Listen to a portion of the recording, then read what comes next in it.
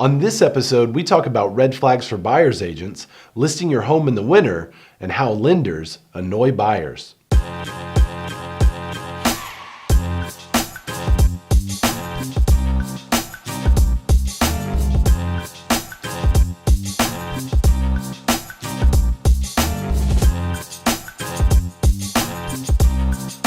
Hey everybody, this is Ray, and this is the Real Q&A Show, episode 4, right? Mm-hmm. So we are back now in Little Rock, Arkansas, shooting. Myka behind the camera. Katie is here today. So super excited to be back home. Man, a lot's happened between, it was like two weeks ago since we shot the last one. We have a new president. Interest rates are changing. We had pumpkin carving parties. Did we have that? No, that was before the last one. But it feels like a lot has happened since we shot the last show. So we have some really great questions this week. I'm a little under the weather, so you're going to hear a little scratchiness, raspiness in the voice. Katie was like, I don't know if we should shoot. And I told her, honey, the show must go on. So we are here. Let's get into the show. What's the first question? Paige Harrison with the Arkansas chapter of the Cystic Fibrosis Foundation asks, when hiring an agent to buy, what red flags should I watch for? That's a great question. What red flags to watch for when hiring an agent to buy?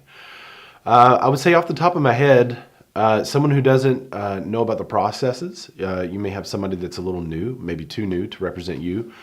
New agents are great, but they really need to study on the front end. That way they're familiar with the processes and can go through it really smooth with their clients. Another thing to watch out for is someone that's not looking at your criteria and sending you listings based on your criteria. So an agent that maybe you've told them you want to stay under 220 and everything they're sending you is like 250, 250, 260, 280. Realistically, you're not going to be able to negotiate down to your target.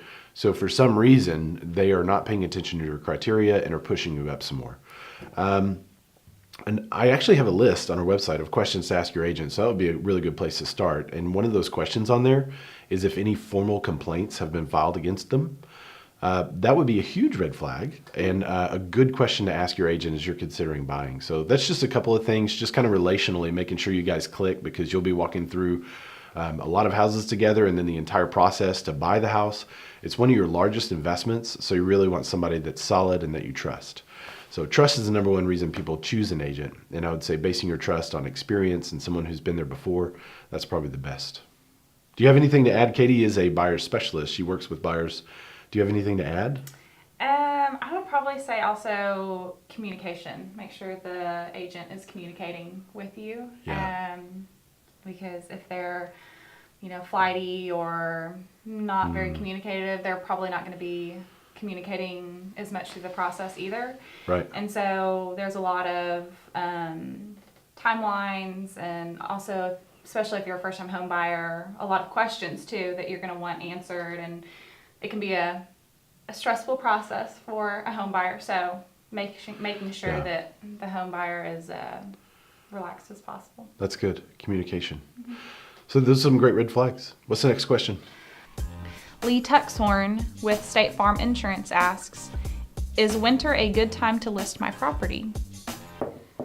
Lee, I love Lee. He can grow a great beard. So Lee, I would say just like bearding is not seasonal, neither is selling your home. So winter could be a really great time to list because there's a lot less inventory on the market, and a lot of the buyers who are purchasing through the winter have to find a place or really want to find a place before the next year. So traditionally, what we've noticed based on the statistics is it's a great time to maximize your home's value because there are fewer properties to compete with. If you were to wait until the spring and summer, yes, there are a lot more buyers in the market. However, there are also a lot more sellers on the market, and so you have to be more competitive with your pricing in order to attract those buyers to you. Very good. Zachary Neel from Bank of Arkansas Mortgage wants to know, what are some things that decent mortgage lenders have done or said that hurt the relationship with you as an agent and or the client? Great question. Zachary's a great agent. He actually used to be an agent and now he's a lender, so he kind of knows both sides of this coin here. So he's a great lender. I would say, in my experience, so for consumers out there, we can't, as an agent, we can't say, hey, go use this lender. If anyone does do that, that would be a red flag as well, because that's against something called RESPA, and you could Google that to find out all the fun details about that. So what we have to do is provide a list. If we even provide a list, we provide a list of lenders who have done business with us in the past, who our clients have used and have had good experiences with. So the question is kind of like, what kicks someone off the list? There's a couple of things that I always hear back from my clients that are super annoying to them. And that's one thing that hurts the relationship with the client, and that's what's most important to me. So one of the things they're always frustrated with is the amount of times they have to provide the same documentation. So whenever a lender asks for documents and they send those documents and that has been confirmed, when the lender asks for those documents again, even later in the process, and it's the same exact, it's not an updated form, it's the same exact document, they're always getting frustrated with that. And then I get the text message or the call like, hey, what's going on over there?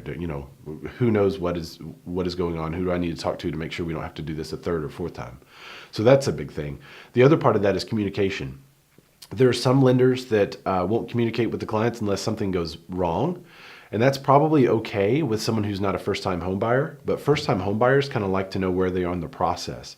So back to the communication that we talked about with real estate agents, I think it's just as important for lenders too. So if we're not constantly communicating like, okay, now you're at this stage of the process, now you're in underwriting, we've just ordered the appraisal, having effective communication at each stage of that process is going to go a long way. If they never hear from you, then that's when I get the calls and they're kind of freaking out because they don't know where we are. So just kind of staying updated on where we are in the process and knowing about the delays way far in advance, because sometimes there are, you come down the last 2 weeks or last week and you find out something's gone wrong. If we can know 2 weeks or 3 weeks ahead of time, that would be way better. So delayed closing, that's a bad one. Mm-hmm. Anything else? Is that all? That's it. Awesome. Well, thank you guys very much for the questions. Thanks for tuning into the show. It's really cool how many of you have come up to me and said, hey, I'm watching the show. I like the show. That's fun for me because that means we're providing some value. If you have any questions, if you're curious about any part of the real estate transaction, if you just want to know, should we update the kitchen or the bathroom first, whatever you want to know, feel free to ask. Just hashtag RealQA and we'll find it. If we don't get to your question next week, we'll get to it the next time. So we're kind of collecting all these questions so that we can eventually get to them. And we may also turn some of them into blog posts as well. If it needs a more detailed answer, we'll kind of go back later and answer some of these questions again in more detail. So thanks again for tuning in. Be sure to subscribe if you're on YouTube. If you're on our Facebook page, be sure to like it so that you see these more often. And we'll check you later.